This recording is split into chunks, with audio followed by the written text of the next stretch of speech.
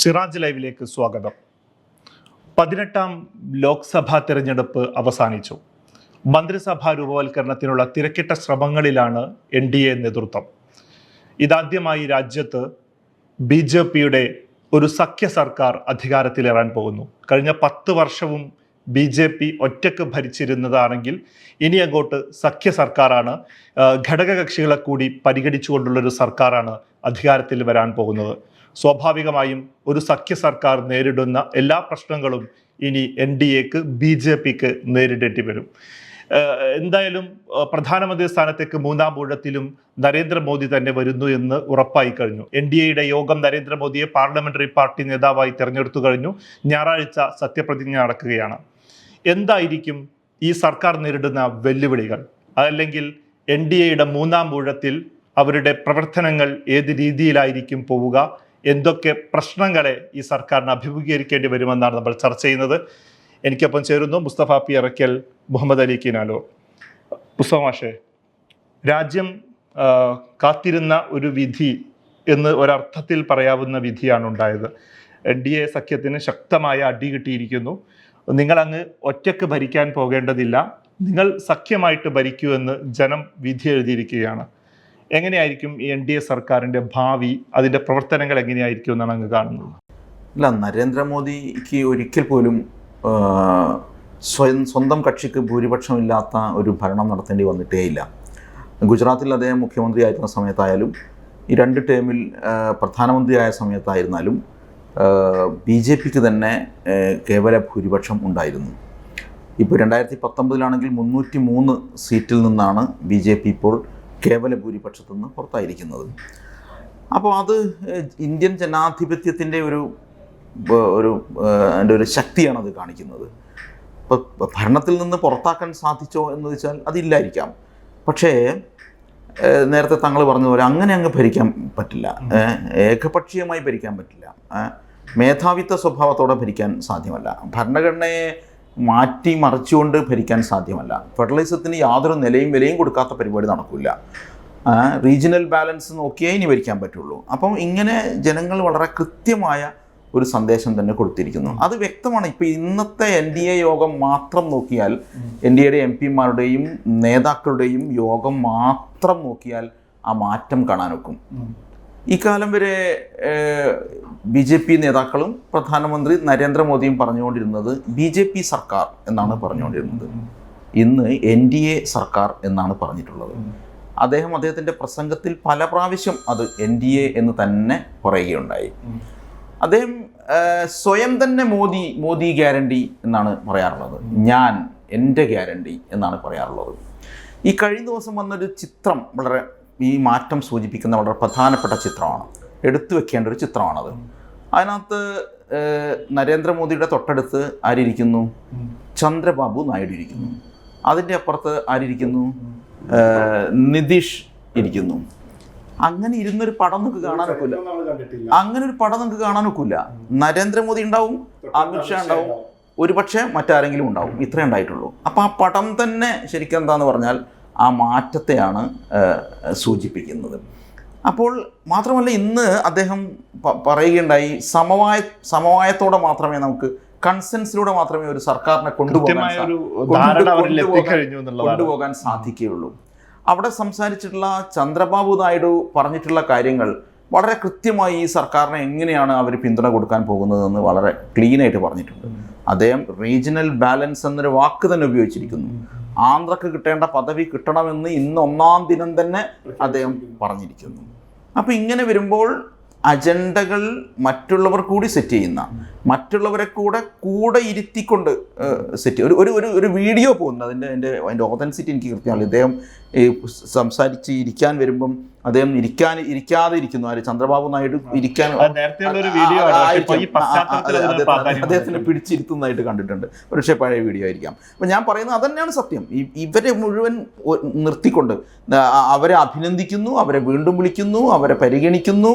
ഇങ്ങനെ ഓരോരുത്തരും, ചിരാഗ് പാസ്വാൻ അടക്കമുള്ള ആളുകളെ, എത്ര കുറഞ്ഞ MP-മാരുണ്ടോ അവരെയൊക്കെ പരിഗണിച്ചുകൊണ്ട് മാത്രമേ പോകാനാകൂ എന്നുള്ള കൃത്യമായ സന്ദേശമാണ്. അങ്ങനെ പോകുന്ന ഒരു സഖ്യ സർക്കാർ തന്നെയാണ് ജനങ്ങൾ അതിന് തന്നെയാണ് മാൻഡേറ്റ് കൊടുത്തിട്ടുള്ളത്. ആ തരത്തിൽ തന്നെ പോകും. അത് ഇന്ത്യൻ ജനാധിപത്യത്തിൻ്റെ ശക്തിയെ തന്നെയാണ് സൂചിപ്പിക്കുന്നത്. ശ്രീ കിനാലൂർ, ഇതിനകത്ത് നമുക്ക് എല്ലാവരും ഉറ്റുനോക്കുന്ന ഒരു കാര്യം, ഇപ്പോൾ കഴിഞ്ഞ 2 ടേം എടുക്കുമ്പോഴും ഒരു സ്ഥിരതയുള്ള സർക്കാർ എന്നതൊരു യാഥാർത്ഥ്യമായിരുന്നു.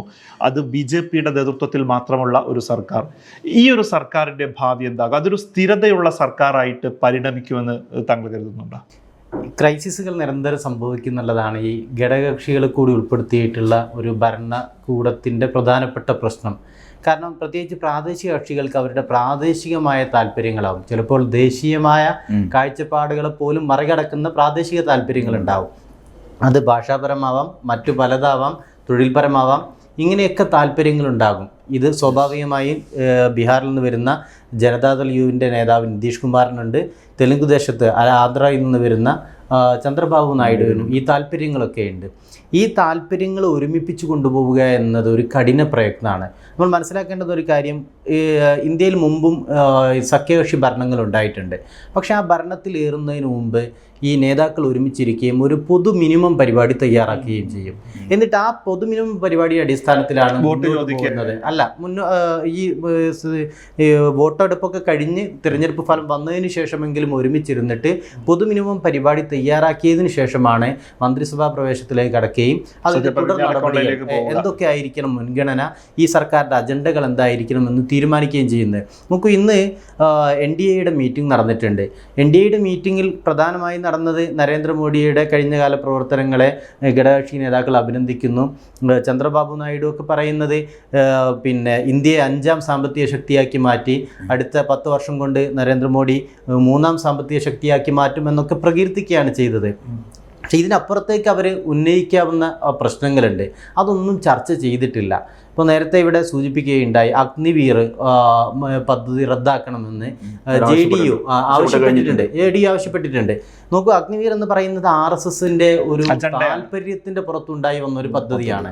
ഈ പദ്ധതിക്കെതിരെ നേരത്തെയും വിമർശനം ഉണ്ടായിട്ടുണ്ട്. രാഹുൽ ഗാന്ധി നേരത്തെ ഉന്നയിക്കുന്ന ഒരു വിമർശനമുണ്ട്, 2 തരം രക്തസാക്ഷികളെ സൃഷ്ടിക്കുന്നു എന്നുള്ളതാണ്. ഒന്ന്, രക്തസാക്ഷിയായി തീരുന്നു, അന്ത്യാഭിവാദ്യങ്ങൾ ഏറ്റുവാങ്ങി രാജ്യത്തിൻ്റെ ആദരവൊക്കെ ഏറ്റുവാങ്ങിയിട്ട് അങ്ങനെ പിന്നെ യാത്രയാകുന്നവർ. അതല്ലാത്തൊരു വിഭാഗത്തെ കൂടി സൃഷ്ടിക്കുന്നു എന്ന ആരോപണം നേരത്തെ പ്രതിപക്ഷം ഉന്നയിച്ചിട്ടുണ്ട്. ഈ ആരോപണത്തെ ശരിവെക്കുന്ന ഒരു നിലപാട് JDU ഉൾപ്പെടെയുള്ള പാർട്ടികൾ, ഇപ്പോൾ ഇവരുടെ കൂടെ നിൽക്കുന്ന പാർട്ടികൾക്കുമുണ്ട്. അഗ്നിവീർ റദ്ദാക്കുക എന്ന് പറയുന്നത് RSSൻ്റെ ഒരു അഭിമാന പദ്ധതി റദ്ദാക്കുക എന്നുള്ളതാണ്. ആ പദ്ധതി റദ്ദാക്കാൻ BJP തയ്യാറാകാത്ത പക്ഷം ജനതാദൾ യുവിൻ്റെ മുന്നിലുള്ള ഒരു വഴി ഇതിനെ ആദർശവൽക്കരിച്ച് നാളെ മുന്നണിക്കകത്ത് കലാപം ഉണ്ടാക്കിയിട്ട് മുന്നണി മാറാനുള്ള ശ്രമം നടക്കുക എന്നുള്ളതാണ്. ആ ശ്രമത്തെ എങ്ങനെ കൈകാര്യം ചെയ്യും? അതാണ് പറഞ്ഞത്. ഇന്ന് ഏറ്റവും കൂടുതൽ നരേന്ദ്രമോദിയെ പുകഴ്ത്തിയത് നിതീഷ് കുമാറാണ്. ഏറ്റവും ആദ്യത്തെ പണി വരാൻ പോകുന്നു അദ്ദേഹത്തിന് തന്നെ ആയിരിക്കും. തീർച്ചയായും. അല്ല, ഈ അധിക പുകഴ്ത്തൽ നിതീഷ് കുമാറിന്റെ രാഷ്ട്രീയ പാരമ്പര്യവും സമീപകാലത്തെ പ്രവർത്തനങ്ങളൊക്കെ അറിയാം. വൈകുന്നേരം രാജിവെക്കുന്നു, ഒരു മുന്നണിയുടെ ഭാഗമായി പ്രവർത്തിക്കവേ രാജിവെക്കുന്നു, പിറ്റേ നേരം വെളുത്ത് മറ്റൊരു പാർട്ടിയെ BJPയെ കൂടെ കൂട്ടിയിട്ട് അധികാരത്തിലേറുന്നു. ഇത് അദ്ദേഹത്തെ സംബന്ധിച്ചിടത്തോളം ഒരു പ്രശ്നമേ അല്ല. അദ്ദേഹം അങ്ങനെയൊക്കെ ചെയ്താലും തിരിച്ചു വരാൻ കഴിയുന്നുള്ളൊരു ആത്മവിശ്വാസം ബീഹാറിൽ അദ്ദേഹത്തിനുണ്ട്. അദ്ദേഹം തിരിച്ചു വരികയും ചെയ്തല്ലോ. നമ്മളൊക്കെ പ്രതീക്ഷിച്ചത് ബീഹാറിൽ കോൺഗ്രസ് ഉൾപ്പെടുന്ന RJD ഉൾപ്പെടുന്ന ഇന്ത്യ സഖ്യം വലിയ വിജയം നേടുമെന്നാണ്. പക്ഷെ അതുണ്ടായില്ല. ബീഹാറിൽ നിതീഷ് കുമാർ ഇങ്ങനെയൊക്കെ ചെയ്താലും ഞങ്ങൾ എന്ന് അവിടെയുള്ള ജനങ്ങൾ തീരുമാനിക്കുകയും ചെയ്തു. അതിന് അടിത്തട്ടിൽ കുറേ കാരണങ്ങൾ പറയുന്നുണ്ട്. കോൺഗ്രസിൻ്റെ സ്ഥാനാർത്ഥി നിർണയത്തിൽ ഉൾപ്പെടെയുള്ള പാളിച്ചകളാണ് ഈ പരാജയത്തിന് കാരണമെന്ന് RJDക്കകത്ത് നിന്ന് തന്നെ അഭിപ്രായങ്ങൾ വരുന്നുണ്ട്. ഇതൊക്കെ ഉണ്ട്. അതുകൊണ്ട് നിതീഷിനെ സംബന്ധിച്ചിടത്തോളം മന്ത്രിസഭ മാറുക, പുതിയൊരു ലാവണത്തിലേക്ക് ചേക്കേറുക എന്നൊന്നും ഒരു പ്രശ്നമേ അല്ല. അദ്ദേഹം അത് ചെയ്തേക്കാം. എന്ന് മാത്രമല്ല, BJPയുടെ ഒരു പിന്തുണ ഇല്ലെങ്കിലും നിതീഷ് കുമാറിന് ബീഹാറിൽ പിടിച്ചു നിൽക്കാൻ കഴിയും. ഇതേ സാഹചര്യം തെലുങ്ക് ദേശത്തിനുണ്ട്. ആന്ധ്രാപ്രദേശിൽ BJPയുടെ ഒരു പിന്തുണയും ചന്ദ്രബാബു നായിഡുവിന് ആവശ്യമില്ല. ഇപ്പോൾ ഈ ആന്ധ്രാപ്രദേശിൽ BJP നേടിയ സീറ്റുകൾ പോലും ചന്ദ്രബാബു നായിഡുവിൻ്റെ കെയർ ഓഫിൽ കിട്ടിയിട്ടുള്ളതാണ്. അദ്ദേഹത്തിൻ്റെ പ്രവർത്തനവും പ്രചാരണവും കൊണ്ട് കിട്ടിയിട്ടുള്ളതാണ്. അതുകൊണ്ട് അദ്ദേഹത്തിനും BJPയെ വേറെ ഏതെങ്കിലും നിലയ്ക്ക് ഭയക്കേണ്ടതില്ല. ഈ സർക്കാർ എത്ര ദൂരം മുന്നോട്ട് പോകുമെന്നത് കാത്തിരുന്ന് കാണേണ്ടതാണ്. ഒറ്റ കാര്യം കൂടി സൂചിപ്പിക്കേണ്ടതുണ്ട്. മുൻകാലങ്ങളിൽ നടന്നതുപോലെ പാർട്ടികളെ പിളർത്തിയിട്ട് ഒരു ഭാഗത്ത് അടർത്തിയെടുക്കുക, MP മാരെ വിലക്കെടുക്കുക എന്നതൊന്നും ഇനി അത്ര എളുപ്പമുള്ള കാര്യമായിരിക്കില്ല. എളുപ്പമല്ല. കാരണം അത് ഈ കഴിഞ്ഞ വർഷത്തെ ഒരു വലിയ ഭൂരിപക്ഷം മുന്നിൽ വെച്ച് 303 BJPക്ക് സ്വന്തമായി തന്നെ ഉണ്ടായിരുന്നു. ആ കാലത്ത് നടന്നതുപോലെയുള്ള പ്രവർത്തനങ്ങൾ ഉണ്ടാവില്ല. ഇനി എല്ലാത്തിനും മുകളിൽ ചർച്ച ചെയ്യേണ്ടുന്ന ഒരു കാര്യം കോർപ്പറേറ്റുകൾ എവിടെ നിൽക്കും എന്നുള്ളതാണ്. നേരത്തെ BJPയിലേക്ക് മാത്രം ഒഴുകിയിരുന്ന കോർപ്പറേറ്റ് പണം പ്രതിപക്ഷ കക്ഷികളിലേക്ക് കൂടി അത് പാർട്ടി തലത്തിലും മുന്നണി തലത്തിലുമൊക്കെ BJPക്ക് വലിയ ക്ഷീണമായി തീരുകയും ചെയ്യും. ചുരുക്കത്തിൽ സംഭവിക്കാനിരിക്കുന്നത് ഒരു ചാഞ്ചാട്ടമുള്ള സർക്കാർ വരുന്നു എന്നുള്ളതാണ്. അങ്ങനെ ഒരു ചാഞ്ചാട്ടം ഉണ്ടാകുന്ന, ക്രൈസിസ് ഉണ്ടാകുന്ന ഘട്ടത്തിൽ അത് മാനേജ് ചെയ്യാൻ കഴിയുന്ന ആളുകൾ, അങ്ങനെ പരിചയമുള്ള ആളുകൾ ഈ മുന്നണിയിലോ അല്ലെങ്കിൽ BJPയിലോ ഇല്ല എന്നത് പ്രതിസന്ധിയുടെ ആഴം വർദ്ധിപ്പിക്കുകയും ചെയ്യും. മുസ്തഫ മാഷേ, ഇപ്പം ഇന്ത്യ മുന്നണിയെ സംബന്ധിച്ചിടത്തോളം ഇന്ത്യ മുന്നണി രൂപീകരിച്ചിട്ട് ഒരു വർഷം ജസ്റ്റ് പിന്നിടുന്നതേ ഉള്ളൂ. അതിനിടയിലാണ് അവരെ സംബന്ധിച്ച് ഏറ്റവും ആശ്വാസകരമായ അല്ലെങ്കിൽ അഭിനന്ദനാർഹമായ ഒരു വിജയം ഇന്ത്യ മുന്നണിക്ക് ഉണ്ടാക്കാൻ കഴിഞ്ഞത് യാഥാർത്ഥ്യമാണ്. ഇന്ത്യ മുന്നണി എന്ന ഒരു കൂട്ടുകെട്ടിന്റെ ഒരു ഭാവിയെ ഇതെങ്ങനെ ബാധിക്കും, അല്ലെങ്കിൽ ഇന്ത്യ മുന്നണിക്ക് മുന്നിലുള്ള സാധ്യതകൾ എന്തൊക്കെയാണ്? വലിയ ആത്മവിശ്വാസത്തിലാണല്ലോ ഇന്ത്യ മുന്നണി നിൽക്കുന്നത്. ഇന്ത്യ മുന്നണിക്ക് വേണമെങ്കിൽ ഏത് നിമിഷം വേണമെങ്കിലും ഇപ്പോഴുള്ള സർക്കാരിന് ഭീഷണിയാകാൻ സാധിക്കും. അതാണ് നേരത്തെ കിനാലൂർ പറഞ്ഞ ആ ആത്മവിശ്വാസം ഉണ്ട്. ഇത് കോൺഫിഡൻസിന്റെ ഒരു കളിയാണ് അല്ലെ, ആത്മവിശ്വാസത്തിന്റെ അവസരം കാത്തിരിക്കുന്ന ഒരു പ്രതിപക്ഷം തന്നെ. അവർ പറഞ്ഞു കഴിഞ്ഞല്ലോ, ഞങ്ങൾ അവസരം കിട്ടിയാൽ അത് ചെയ്യും. ഞങ്ങളിപ്പോൾ പ്രതിപക്ഷത്തിരിക്കുന്നു, അവസരം ലഭിക്കുമ്പോൾ ജനവിരുദ്ധമായ ഒരു സർക്കാരിനെ താഴെ ഇറക്കാനുള്ള പണി ഞങ്ങൾ എടുക്കും എന്ന് പറഞ്ഞു കഴിഞ്ഞാൽ അതിനർത്ഥം ഇതൊരു ബാലൻസിങ് ആക്ടാണ്. ഇന്ത്യ മുന്നണി ഒരുപക്ഷെ ഇതിനേക്കാൾ ഈ സീറ്റിൽ നിന്നൊക്കെ താഴെ പോയിരുന്നെങ്കിൽ ഈ സഖ്യം തന്നെ പൊളിഞ്ഞു പോകുമായിരുന്നു. അപ്പോൾ ഈ സഖ്യത്തിന് നിലനിൽക്കാനുള്ള ഒരു ആത്മവിശ്വാസം ഇപ്പോഴും ഉണ്ടെന്ന് മാത്രമല്ല, അവർ വളരെ പോസിറ്റീവായിട്ട് ഈ സർക്കാരിനെ പുറത്തുനിന്ന് നിയന്ത്രിച്ചുകൊണ്ടിരിക്കും. നോക്കൂ, ഈ നേരത്തെ പാർലമെൻറ്റിൽ 100-ലധികമൊക്കെ MP-മാരെ പുറത്തു നിർത്തിയിട്ട് സസ്പെൻഡ് ചെയ്തിട്ട് ഏകപക്ഷീയമായി ബില്ലുകൾ ചുട്ടെടുക്കുന്ന പരിപാടി ഉണ്ടല്ലോ, അത് നടക്കില്ല. അതൊന്നും സാധ്യമല്ലാത്ത സ്ഥിതി വരും. അത് വളരെ കൃത്യമായിട്ട് ഇന്ത്യ മുന്നണിക്ക് സജീവമായി ഇടപെടാൻ സാധിക്കും. പിന്നെ ഇന്ത്യ മുന്നണിയുടെ നേതൃത്വത്തിലുള്ള രാഹുൽ ഗാന്ധി നമ്മൾ വിചാരിക്കുന്ന പോലെ വളരെ വലിയ മാറ്റത്തിന് അദ്ദേഹം സ്വയമേ വിധേയമായിട്ടുണ്ട്. ഭാരത് ജോഡോ യാത്രയെക്കുറിച്ച് നമുക്ക് എപ്പോഴും പറയേണ്ടി വരും. ഇന്ത്യയിലുടനീളം സഞ്ചരിച്ച് അദ്ദേഹം ഉണ്ടാക്കിയെടുത്ത ഇന്ത്യയെ മനസ്സിലാക്കിയതിൻ്റെ ഒരു അനുഭവ സമ്പത്തുണ്ട്. ഇത്രയും നേതാക്കളുമായി ഇടപഴകിയതിൻ്റെ സംഗതിയുണ്ട്. പ്രചാരണ പരിപാടികളിൽ പങ്കെടുത്തതിൻ്റെ ആത്മവിശ്വാസമുണ്ട് അദ്ദേഹം. അതുപോലെ നമ്മൾ പറയേണ്ട ഒരു കാര്യം, കോൺഗ്രസിൻ്റെ പ്രസിഡന്റ് നമ്മൾ പലപ്പോഴും പറയാതെ പോകുന്നതാണ്, മല്ലികാർജുൻ ഖാർഗെ. അദ്ദേഹത്തിനെ പ്രസിഡൻ്റായി കൊണ്ടുവന്നപ്പോൾ പലരും അത്ര ഗൗനിച്ചതേ ഇല്ല. ശശി തരൂരിനെ തോൽപ്പിച്ച് അദ്ദേഹം വരുമ്പം അതൊരു ഔദ്യോഗിക സ്ഥാനാർത്ഥി എന്ന് മാത്രമേ പറഞ്ഞിട്ടുള്ളൂ. അദ്ദേഹം വളരെ കൃത്യമായ നിലപാടെടുത്തിട്ടുണ്ട്. ഇപ്പോൾ അദ്ദേഹത്തിൻ്റെ പ്രസ്താവനകൾ, ഇടപെടലുകളൊക്കെ അതിശക്തമായ ഒരു പ്രതിപക്ഷത്തിൻ്റെ സ്വരം അദ്ദേഹത്തിലൂടെ ഉണ്ടായിട്ടുണ്ട്. അപ്പോൾ അതും മുതൽക്കൂട്ടാണ്. അദ്ദേഹം ബഹുമാന്യനായ ഒരു നേതാവാണ്. അപ്പോൾ വേറെ മറ്റ് കക്ഷികളൊക്കെ സ്വാധീനിക്കുന്നതിനും അവരെയൊക്കെ സംസാരിക്കുന്നതിനും ഒക്കെയുള്ള കഴിവ് അദ്ദേഹത്തിനുള്ളതാണ്. അപ്പോൾ ഇന്ത്യ സഖ്യത്തിന് വളരെ വളരെ ശക്തമായൊരു നിലയാണ് ഇപ്പോൾ ഉള്ളത്. അതിൻ്റെ തുടർച്ച ഉണ്ടാവേണ്ടതുണ്ട് തീർച്ചയായിട്ടും. അത് ഒരു സഖ്യമായി, ഒരു തെരഞ്ഞെടുപ്പ് സഖ്യമായി നിൽക്കേണ്ടതല്ല. മറിച്ച് ജനവിരുദ്ധമായ നിലപാടുകൾ എല്ലാത്തിനോടും തെരുവിൽ ഐക്യപ്പെടണം ഈ കക്ഷികൾ ഇങ്ങനെ മുകളിൽ പോരാ.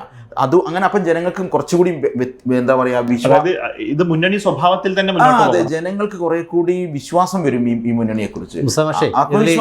ചേർത്ത് പറയാവുന്ന ഒരു കാര്യേ, ഇന്ത്യ മുന്നണി ആഗ്രഹിച്ചിരുന്നെങ്കിൽ ഈ തവണ തന്നെ ഒരു സർക്കാർ ഉണ്ടാക്കാം. ഇപ്പൊ അഭിഷേക് ബാനർജി, തൃണമൂൽ കോൺഗ്രസ് നേതാവ് പറയുന്നുണ്ട്, ബംഗാളിൽ നിന്നുള്ള ചില BJP MP-മാർ ഇപ്പുറത്തേക്ക് വരാൻ തയ്യാറാണ്. മഹാരാഷ്ട്രയിൽ നിന്ന് ആ വാർത്ത വരുന്നുണ്ട്. അവരെന്തുകൊണ്ടാണ് ഇപ്പോൾ ഇങ്ങോട്ട് ക്ഷണിക്കാത്തത്, മറിച്ചിടാത്തത് എന്ന് ചോദിച്ചാൽ എൻ്റെ ഉത്തരം ഇന്ത്യ മുന്നണി സ്വയം പാകപ്പെടുകയാണ്. കാരണം ഇപ്പോൾ വളരെ പെട്ടെന്നൊരു അധികാരത്തിലേക്ക് പോകുമ്പോൾ അധികാരബന്ധിതമായി ഉണ്ടാകുന്ന തർക്കങ്ങൾ, പ്രശ്നങ്ങൾ, അതിനിടയിൽ ചിലപ്പോൾ ചിതറലുകൾ ഉണ്ടാകും. അത് സംഭവിക്കാതിരിക്കാൻ വളരെ തന്ത്രപൂർവ്വമായിട്ടാണ് അവർ, നമ്മുടെ ഇന്ത്യൻ ജനത കൊടുത്തിട്ടുള്ള ഒരു മാൻഡേറ്റ് അവർക്ക് ഭരിക്കാനല്ല എന്ന് വേണമെങ്കിൽ വ്യാഖ്യാനിക്കാവുന്നതാണ്. അപ്പോൾ ആ നിലക്ക് ഞങ്ങളിപ്പോൾ സഖ്യമുള്ളതുപോലെ തന്നെ നിൽക്കുന്നുള്ളൂ, വേറെ അടർത്തലുകൾക്ക് തയ്യാറാവുന്നില്ല എന്നുള്ളത് തന്നെയാണ്. ഇപ്പോൾ ആന്ധ്രയ്ക്ക് പ്രത്യേക പദവി എന്നുള്ള ആവശ്യം അംഗീകരിക്കപ്പെടേണ്ടതാണെന്ന് ജയറാം രമേശ് തെരഞ്ഞെടുപ്പിൻ്റെ ഫലം വന്ന് ഉടനെ പറഞ്ഞിട്ടുണ്ട്. അതിൻ്റെ അർത്ഥം പാലമിടുക തന്നെയാണ്. സ്റ്റാലിൻ സംസാരിച്ചിട്ടുണ്ട്. അപ്പം അവർ ഈ നെഗോസിയേഷൻസ് നടന്നുകൊണ്ടിരിക്കുന്നുണ്ട്. ആവശ്യമെങ്കിൽ എടുക്കാവുന്ന നിലക്ക് തന്നെയാണ് അത് വെച്ചിട്ടുള്ളത്. ഒപ്പം ഞാൻ ഈ പറഞ്ഞതുപോലെ പ്രക്ഷോഭമുഖത്തുകൂടി ഒരുമിക്കുമ്പോൾ ജനങ്ങൾക്ക് ഇതൊരു ഒറ്റ ഒറ്റക്കെട്ടായി നിൽക്കുന്ന ഒരു സഖ്യമാണെന്ന് ബോധ്യം വരുന്നു. ഏറ്റവും കൂടുതൽ ഈ സഖ്യം വിജയിച്ചിട്ടുള്ളത് UP-യിലാണെന്ന് നമ്മൾ കാണണം. UP-യിൽ വലിയ മുന്നേറ്റമല്ലേ ഈ സഖ്യം ഉണ്ടാക്കിയിട്ടുള്ളത്. അപ്പം ഓരോ സംസ്ഥാനത്തും ഇത് കുറച്ചുകൂടി ഇതിൻ്റെ അടിത്തറ വിപുലമാക്കുന്നതിനും കക്ഷികളെ കൂടുതൽ ചേർക്കുന്നതിനും അവരെ കൂടി ഉൾപ്പെടുത്തി മുന്നോട്ട് പോകാനുള്ള ആത്മവിശ്വാസം ഉറപ്പായും ഇന്ത്യ സഖ്യത്തിനുണ്ട്. അത് പാർലമെൻറ്റിൽ പ്രതിഫലിക്കും, അത് മറ്റ് പ്രക്ഷോഭ പരിപാടികളെല്ലാം പ്രതിഫലിക്കും. സർക്കാരിനെ അങ്ങനെ മുന്നോട്ട് പോകും. മാത്രമല്ല, നേരത്തെ കിനാലൂർ സൂചിപ്പിച്ചല്ലോ, അതുപോലെ ഈ കോർപ്പറേറ്റുകളുടെ പിന്തുണ അല്ലെങ്കിൽ സമ്പന്നരുടെ പിന്തുണയൊക്കെ ആർക്കും കിട്ടും, ഇന്ത്യ സഖ്യത്തിനും കിട്ടും. അതിന്ന് നല്ല അംഗബലമുള്ള ഒരു സഖ്യമാണ്, വെറുതെയുള്ള സഖ്യമല്ല. അപ്പോൾ അങ്ങനെ വരുമ്പം അതിൻ്റെ ഒരു കോൺഫിഡൻസ് കൂടി ഉണ്ടാവും എന്നാണ് നമ്മൾ കാണേണ്ടത്. കിനാലൂരിപ്പം മന്ത്രിസഭാ രൂപവൽക്കരണവുമായിട്ട് ബന്ധപ്പെട്ട അതൊരു കീറാമുട്ടിയായി തന്നെ നിൽക്കുകയാണ്. ഇപ്പോൾ സത്യപ്രതിജ്ഞ ഞായറാഴ്ച പ്രഖ്യാപിച്ചു കഴിഞ്ഞു എങ്കിൽ പോലും മന്ത്രിസഭാ രൂപവൽക്കരണം സംബന്ധിച്ച പ്രാഥമിക ചർച്ചകൾ പോലും എവിടെയും എത്തിയിട്ടില്ല എന്നാണ് ഇപ്പോഴും ദേശീയ മാധ്യമങ്ങളൊക്കെ പറഞ്ഞുകൊണ്ടിരിക്കുന്നത്.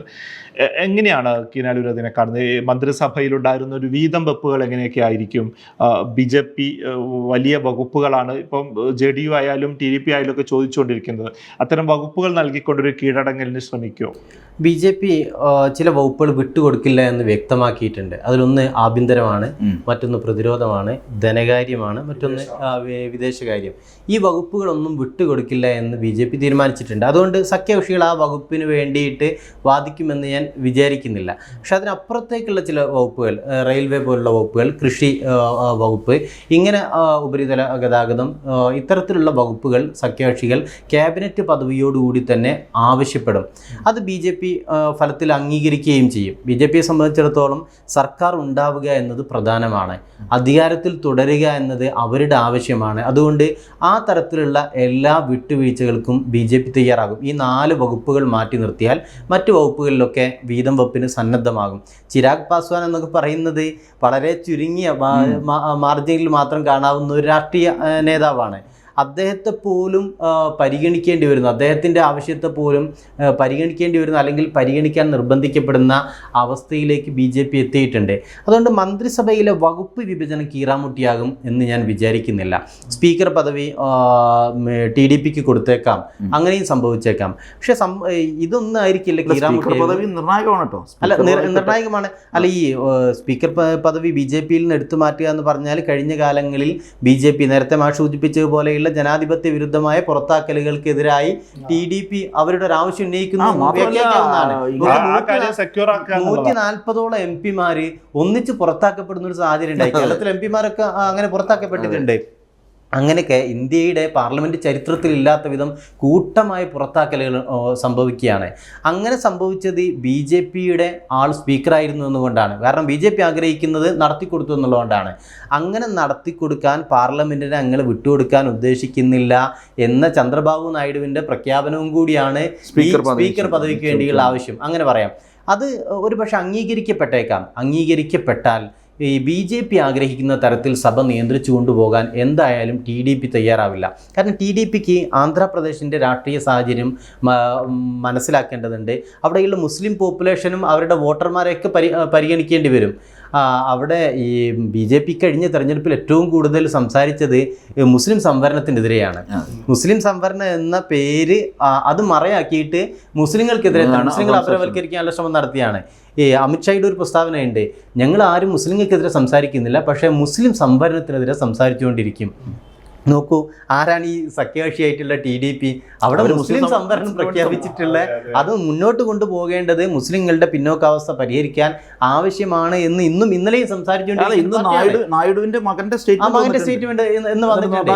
മുസ്ലിം സംവരണം എന്ന് പറയുന്നത് ഔദാര്യമല്ല, അത് സാമൂഹിക നീതിയുടെ അനിവാര്യതയാണ്.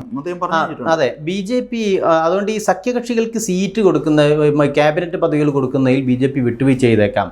പക്ഷെ അതിനപ്പുറത്ത് വരാനുള്ള ഒരു കാര്യം, BJPയുടെ ഹിന്ദുത്വ അജണ്ടയെ സ്വീകരിക്കുന്നവരല്ല ഈ 2 പാർട്ടികളും. പ്രമുഖ പാർട്ടി എന്നുള്ള നിലയ്ക്ക് TDPയും JDUവും ഇങ്ങനെ അധികാരത്തിന് വേണ്ടിയിട്ട് അങ്ങോട്ടും ഇങ്ങോട്ടൊക്കെ കാല് മാറുന്നു എന്ന് പറയുമ്പോൾ പോലും ഒരു ഹിന്ദുത്വ പ്രത്യയശാസ്ത്രത്തെ ഉൾക്കൊള്ളുന്ന ഒരാളായി നമുക്ക് നരേന്ദ്രമോദിയുടെ നേതൃത്വത്തെ പോലും പൂർണ്ണമായും ഉൾക്കൊള്ളാൻ കഴിയില്ല. അതുകൊണ്ട് സംഭവിക്കാനിരിക്കുന്ന ഒരു കാര്യം, ഇത് ഇത്തരം പ്രശ്നങ്ങൾ ഇവരുടെ ആവശ്യങ്ങൾക്ക് BJP വഴങ്ങിക്കൊടുക്കാത്ത സാഹചര്യം ഉണ്ടാകുമ്പോൾ അത് മന്ത്രിസഭയുടെ നിലനിൽപ്പ് തന്നെ അവതാളത്തിലാക്കും, അപകടത്തിലാക്കും.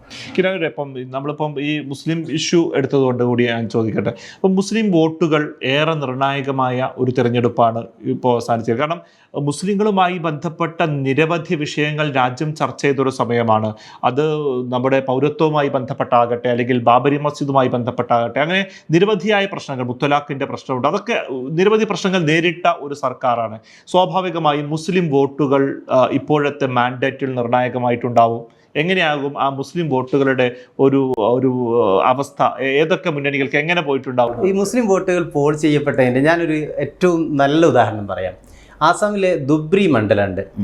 ബദറുദ്ദീൻ അജ്മൽ എന്ന് പറയുന്ന വ്യവസായി, ആൾ ഇന്ത്യ യുണൈറ്റഡ് ഫോറത്തിൻ്റെ ഡെമോക്രാറ്റിക് ഫോറത്തിൻ്റെ നേതാവായ ആൾ കഴിഞ്ഞ 3 തെരഞ്ഞെടുപ്പിൽ വലിയ ഭൂരിപക്ഷത്തിൽ, വലിയ മാർജിനിൽ വിജയിച്ച മണ്ഡലമാണ് ദുബ്രി എന്ന് പറയുന്നത്. എനിക്കൊന്ന് കഴിഞ്ഞ തെരഞ്ഞെടുപ്പ് 2019 തെരഞ്ഞെടുപ്പിൽ 2 ലക്ഷത്തിലേറെ വോട്ടുകളുടെ ഭൂരിപക്ഷമാണ് അദ്ദേഹത്തിനുണ്ടായിരുന്നത്. അദ്ദേഹം ഈ കഴിഞ്ഞ കുറച്ചു കാലം മുമ്പായിട്ട് BJPക്ക് അനുകൂലമായ, മോഡിക്കൊക്കെ അനുകൂലമായ ചില പ്രസ്താവനകൾ, അത്തരം ചില കമൻസ് അദ്ദേഹത്തിൽ നിന്ന് വരികയുണ്ടായി. അതിനോട് പിന്നെ അസം മുഖ്യമന്ത്രി ഹിമന്ത് ബിശ്വ ശർമ്മ വളരെ വളരെ അനുകൂലമായി പ്രതികരിക്കുന്നു. ഒരു ഘട്ടത്തിൽ അദ്ദേഹം പറയുന്നുണ്ട്, ഹിമന്ത് ബിശ്വ ശർമ്മ എന്ന് വെച്ചാൽ നമ്മൾ ആലോചിക്കേണ്ടത് ഏറ്റവും ഈ കാലങ്ങളിൽ ഏറ്റവും വലിയ വർഗീയത പറഞ്ഞുകൊണ്ടിരിക്കുന്ന ഒരാളാണ്. അദ്ദേഹം പറഞ്ഞത്, ഈ ബദറുദ്ദീൻ അജ്മലൊക്കെ മുഖ്യമന്ത്രിയായി വരണം എന്നത് എൻ്റെ ഹൃദയത്തിൽ നിന്നുള്ള ഒരു ആഗ്രഹമാണ് എന്ന് ഹിമന്ത് ബിശ്വ ശർമ്മ പറയുന്നൊരു സ്ഥിതിവിശേഷം ഉണ്ടായി. അപ്പോൾ പ്രിയങ്ക ഗാന്ധിക്ക് അതിനെതിരെ ശക്തമായ പ്രസ്താവന നടത്തുകയും ചെയ്തിട്ടുണ്ട്. അവിടെ നോക്കൂ, അവിടെ ഇപ്പോൾ ദുബ്രി മണ്ഡലത്തിൽ ഇത്തവണ സംഭവിച്ചത്, ഈ ബദറുദ്ദീൻ അജ്മൽ കുത്തകയാക്കി വെച്ചിരുന്ന ആ മണ്ഡലത്തിൽ നിന്ന് അദ്ദേഹം തുടച്ചു നീക്കപ്പെട്ടു. എന്ന് പറഞ്ഞാൽ ഈ എതിർ സ്ഥാനാർത്ഥിയായി മത്സരിച്ചത് കോൺഗ്രസിൻ്റെ റാക്കിബുൽ ഹുസൈൻ ആയിരുന്നു. അദ്ദേഹത്തിന് കിട്ടിയത് 10 ലക്ഷത്തിലേറെ വോട്ടുകളുടെ ചരിത്രത്തിലെ ഏറ്റവും വലുത് എന്ന് പറയാൻ കഴിയില്ല, എന്നാൽ ഒരു 3ാമത്തെ മറ്റോ ഭൂരിപക്ഷമാണ്. 10,12,476 വോട്ടുകളുടെ അത്ര വലിയ ഭൂരിപക്ഷം അദ്ദേഹത്തിന് കിട്ടുകയാണ്. ഇത് നമ്മുടെ രാജ്യത്ത് തന്നെ മുസ്ലിങ്ങൾ എങ്ങനെ ചിന്തിച്ചു എന്നുള്ളതിൻ്റെ ഒരു അടയാളമാണ്. BJPക്ക് അനുകൂലമായ നിലപാടെടുത്ത എല്ലാവരെയും തിരസ്കരിച്ചു. അതിന് മറ്റൊരു ഉദാഹരണം UP പറയാവുന്ന മായാവതിയാണ് നമ്മുടെ രാജ്യത്ത് ഏറ്റവും കൂടുതൽ മുസ്ലിം സ്ഥാനാർത്ഥികളെ മത്സരിപ്പിച്ചത്. 400-ലേറെ സീറ്റുകളിൽ അവർ രാജ്യവ്യാപകമായി മത്സരിക്കുന്നുണ്ട്. അതിൽ മുസ്ലിം സ്ഥാനാർത്ഥികൾക്ക് വലിയ പ്രാതിനിധ്യം നൽകിയത് മായാവതിയാണ്. ഇപ്പോൾ മായാവതി കഴിഞ്ഞ ദിവസം പറഞ്ഞു, മുസ്ലിങ്ങൾക്ക് മനസ്സിലായില്ല, അതുകൊണ്ട് ഇനി മുസ്ലിം സ്ഥാനാർത്ഥികളെ മത്സരിപ്പിക്കുന്നിടത്ത് പുനരാലോചന നടത്തേണ്ടി വരുന്നു. മുസ്ലിങ്ങൾക്ക് നന്നായി മനസ്സിലായിട്ടുണ്ട് ഈ മായാവതിയുടെയൊക്കെ രാഷ്ട്രീയം എന്താണ് എന്ന്. അധികാരം, ഈ 4 സീറ്റ് കിട്ടിയാൽ അവരെങ്ങോട്ട് ചാഞ്ചാടുമെന്ന്, ആരുമൊക്കെയായി വിലപേശുമെന്ന് നല്ല ധാരണ മുസ്ലിങ്ങൾക്കുണ്ട്. അതുകൊണ്ടാണ് ഈ SPO അല്ലെങ്കിൽ കോൺഗ്രസോ മത്സരിപ്പിച്ചിട്ടില്ലാത്ത, അതിൻ്റെ ഇരട്ടി സ്ഥാനാർത്ഥികളെ മത്സരിപ്പിച്ചിട്ടും മായാവതിയെ മുസ്ലിങ്ങൾ തിരസ്കരിച്ചിട്ടുള്ളത്. മുസ്ലിം ന്യൂനപക്ഷം വളരെ കൃത്യതയോടുകൂടി തന്നെ വോട്ടവകാശം വിനിയോഗിച്ചു. ഇന്ത്യ മുന്നണിയെ അവർ വലിയൊരു ആശ്വാസവും പ്രതീക്ഷയുമായി കണ്ടു. ആ മുസ്ലിം വോട്ടവകാശം കേരളത്തിൽ ഉൾപ്പെടെ വലിയ പങ്ക് വഹിച്ചിട്ടുണ്ട്. ഞാൻ ഒന്നുകൂടി ഇങ്ങനെ സൂചിപ്പിച്ചു പോകാം. മലബാർ ജില്ലകളിലൊക്കെ കോൺഗ്രസിൻ്റെ സ്ഥാനാർത്ഥി അല്ലെങ്കിൽ ജയിച്ച ആളുകൾക്ക് കിട്ടിയത് ലക്ഷത്തിന് പുറത്ത് ഭൂരിപക്ഷമാണ് കിട്ടിയത്. ആ ഭൂരിപക്ഷത്തിൽ മുസ്ലിം വോട്ടുകൾ അതിനിർണായകമാണ്. അപ്പോൾ കൃത്യതയോടുകൂടി തന്നെ ആലോചനാപൂർവ്വം വിനിയോഗിക്കപ്പെട്ടു മുസ്ലിം വോട്ടുകൾ എന്നാണ് എനിക്ക് ഈ തെരഞ്ഞെടുപ്പ് ഫലത്തിൽ നിന്ന് മനസ്സിലായിട്ടുള്ളത്. ഈ മുസ്ലിം വോട്ടുകളെ കുറിച്ച് തന്നെ പറയുമ്പോൾ ഇപ്പം പൊന്നാനി അടക്കമുള്ള മണ്ഡലങ്ങളിൽ നമ്മൾ ഏറ്റവും കൂടുതൽ ചർച്ച ചെയ്യപ്പെട്ട ഒരു വിഷയമായിരുന്നു EK വിഭാഗത്തിൻ്റെ വോട്ടുകൾ എങ്ങനെ പോകും എന്നുള്ളത്. ഇപ്പോൾ EK വിഭാഗത്തിന് സ്വതന്ത്രമായിട്ടൊരു വോട്ട് ബാങ്കില്ലാന്ന് നമ്മൾ തന്നെ ഒരു ചർച്ചയിൽ പറഞ്ഞതാണ്. അവിടെ സംഭവിച്ചിരിക്കുന്നത് സമദാനിയുടെ ഭൂരിപക്ഷത്തിൽ വലിയ വർധനയുണ്ടായി എന്നതാണ്. ഈ EK വിഭാഗം വോട്ട് ബാങ്ക് എന്നത് എങ്ങനെയാണ് കാണുന്നത്? നമ്മൾ ഈ തെരഞ്ഞെടുപ്പിന് മുമ്പ് ഇരുന്ന സമയത്ത് ഈ വിഷയം വളരെ വിശദമായി ചർച്ച ചെയ്തിട്ടുണ്ട്. ഈ EK വിഭാഗം അവിടെ ഒരു ഫാക്ടറായി പ്രവർത്തിക്കില്ല എന്നും, സമദാനിയുടെ ജയപരാജയങ്ങൾ അതൊരു തരത്തിലും, അല്ലെങ്കിൽ മലപ്പുറത്താണെങ്കിൽ ET മുഹമ്മദ് ബഷീറിൻ്റെ ജയപരാജയങ്ങൾ അതൊരു തരത്തിലും ബാധിക്കില്ല എന്നും നമ്മളന്ന് പറഞ്ഞിരുന്നു.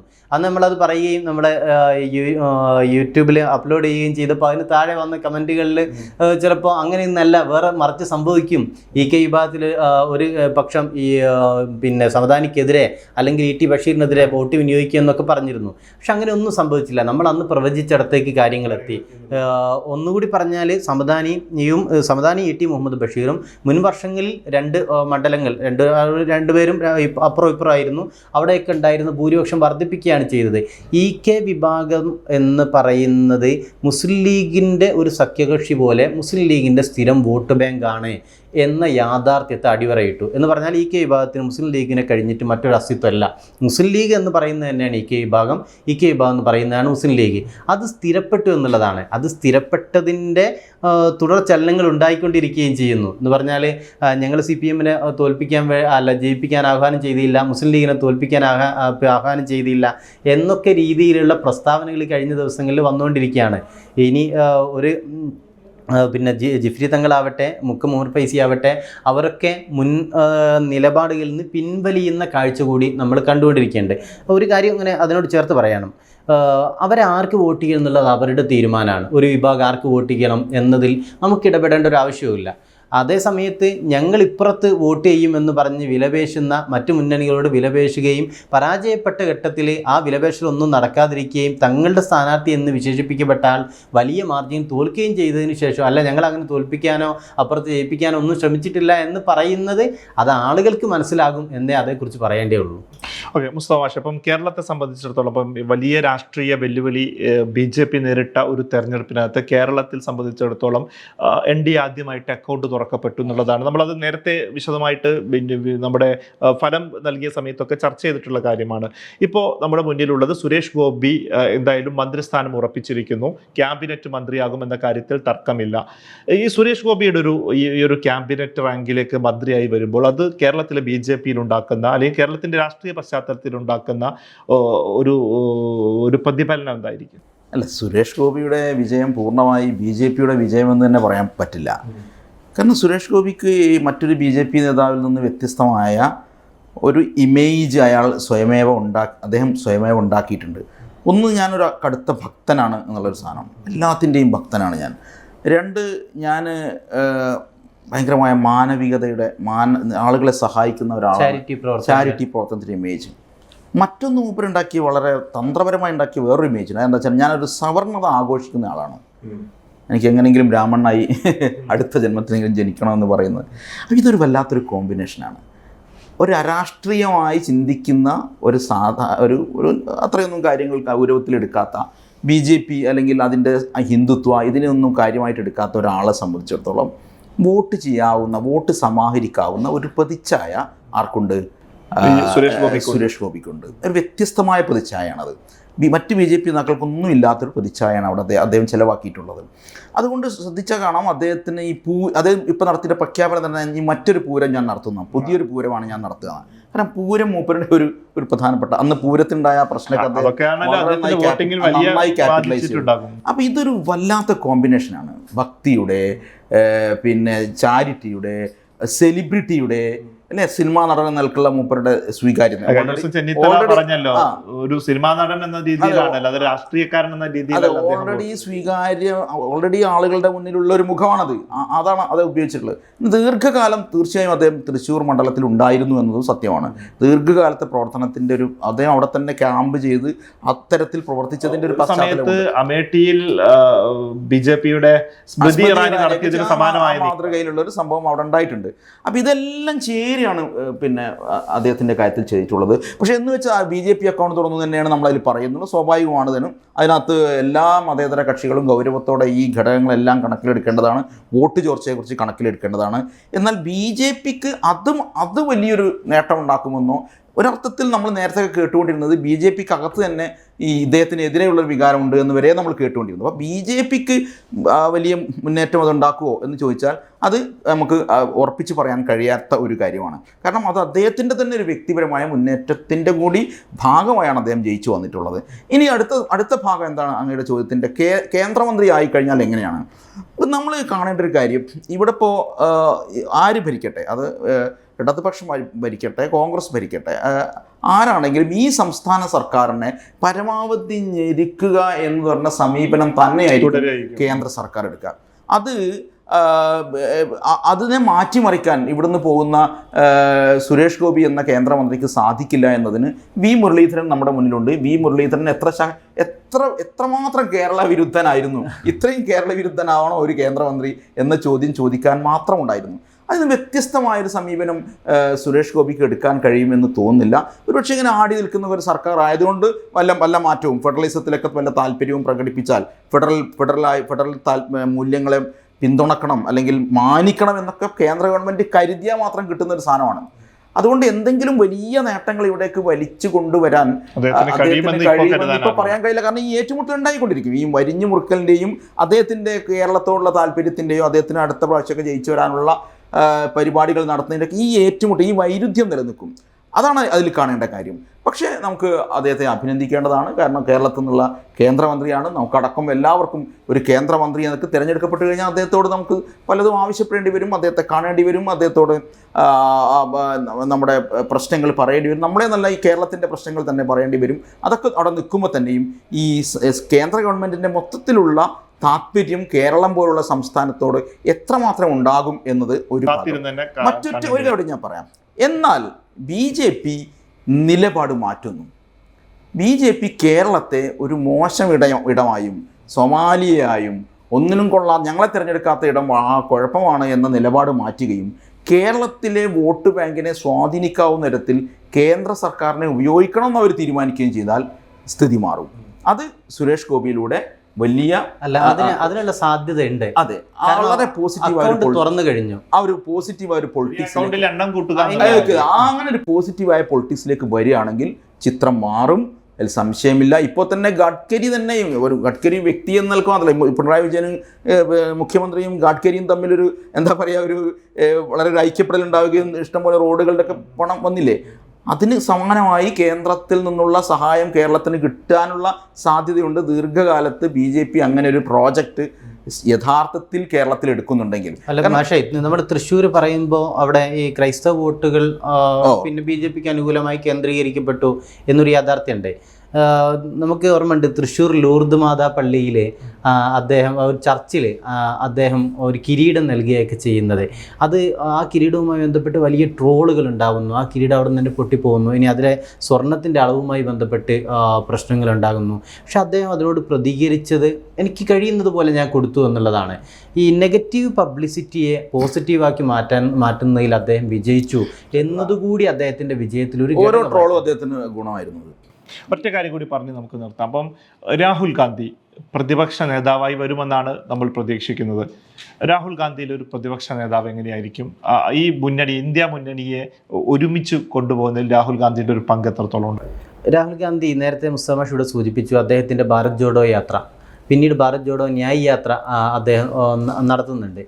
അടിത്തട്ടിലെ മനുഷ്യരെ കണ്ടിട്ടുണ്ട് അദ്ദേഹം, അവരുമായി സഹവസിച്ചിട്ടുണ്ട്, അവരുടെ ഒപ്പം ഭക്ഷണം കഴിച്ചിട്ടുണ്ട്, അവരുടെ കൂടെ യാത്ര ചെയ്തിട്ടുണ്ട്, അവരുടെ പ്രശ്നങ്ങൾ കേട്ടിട്ടുണ്ട്. അതുകൊണ്ട് ഈ നാട്ടിലെ സാധാരണക്കാരുടെ പ്രശ്നം എന്താണ് എന്ന് അദ്ദേഹം മനസ്സിലാക്കിയിട്ടുണ്ട്. അത് തന്നെയാണ് അദ്ദേഹത്തിലെ ഒരു നേതാവിനെ നിർണ്ണയിക്കുന്ന ഏറ്റവും പ്രധാനമായ ഘടകം. പ്രതിപക്ഷ നേതാവായിരിക്കെ അല്ലെങ്കിൽ മറ്റേതെങ്കിലും പദവിയിലേക്ക് അദ്ദേഹം വന്നാലും അദ്ദേഹം ഈ യാത്രക്കിടയിലും നിരന്തരമായ സഞ്ചാരത്തിലും സ്വാംശീകരിച്ചിട്ടുള്ള ചില ആശയങ്ങളുണ്ട്, ചില കാര്യങ്ങൾ അദ്ദേഹത്തിന് അറിയാം. അത് പരിഹരിക്കാനും പ്രശ്നങ്ങൾ പരിഹരിക്കാനും അടിത്തട്ട് മനുഷ്യരുടെ ജീവിത നിലവാരം മെച്ചപ്പെടുത്താനുമുള്ള പ്രവർത്തനങ്ങൾ അദ്ദേഹം നടത്തും എന്ന കാര്യത്തിൽ ഒരു സംശയവുമില്ല. അതിനുവേണ്ടി അദ്ദേഹം നടത്തിയ പരിശ്രമങ്ങൾക്ക് കിട്ടിയ അംഗീകാരം കൂടിയാണ് യഥാർത്ഥത്തിൽ കോൺഗ്രസിന് കിട്ടിയ 100 സീറ്റ്, അതേപോലെ ഇന്ത്യ മുന്നണിക്ക് കിട്ടിയ 235 സീറ്റുകളും എന്ന് പറയാൻ കഴിയും. എന്ന് പറഞ്ഞാൽ കാർഗെയുടെ പരിശ്രമം ഉണ്ടായിട്ടുണ്ട്, ഘടകകക്ഷി നേതാക്കളുടെ സഹകരണം, അഖിലേഷ് യാദവിൻ്റെയൊക്കെ വളരെ മികച്ച രീതിയിലുള്ള സഹകരണം ഉണ്ടായിട്ടുണ്ട്. എങ്കിലും ഇന്ത്യ മുന്നണിയുടെ ആകെ മൂലധനം എന്താണെന്ന് ചോദിച്ചാൽ രാഹുൽ ഗാന്ധിയുടെ വലിയ പരിശ്രമവും നേതൃമികവും തന്നെയാണ്.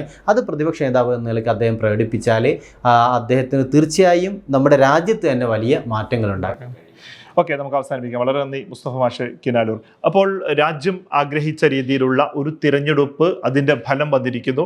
ഇനി അങ്ങോട്ട് എന്താണ് നടക്കാൻ പോവുക എന്നത് നമുക്ക് കാത്തിരുന്ന് കാണേണ്ട സ്ഥിതിയാണുള്ളത്. ഈ ഒരു സ്ഥിരതയുള്ള സർക്കാർ എന്തായാലും ഇപ്പോൾ അധികാരത്തിലില്ല. വരുന്ന ദിവസങ്ങളിൽ സഖ്യകക്ഷികളൊക്കെ എടുക്കുന്ന തീരുമാനങ്ങൾക്കനുസരിച്ചായിരിക്കും ആ സർക്കാരിൻ്റെ മുന്നോട്ട് പോക്ക്. നമുക്ക് എന്താകുമെന്ന് കാത്തിരുന്ന് കാണാം. ഈ ചർച്ച ഇവിടെ പൂർണ്ണമാകുന്നു. വളരെ നന്ദി. waytonikah.com, the exclusive Muslim matrimonial site.